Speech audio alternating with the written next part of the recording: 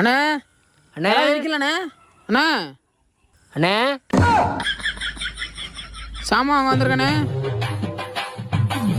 அண்ணா எங்கண்ணா நீ?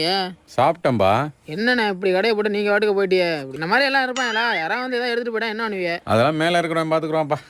யானே சும்மா அவர்கிட்ட சேர்த்து நீ பாதி பேர் கலாண்டு தின்ட்டு தர்றாங்க, அவங்களே கண்டுக்க மாட்டேங்கிறார். நம்மளால எங்கன்னு பாப்பாரு. நான் அவரை சொல்லலப்பா, இந்த இவரை சொன்னப்பா.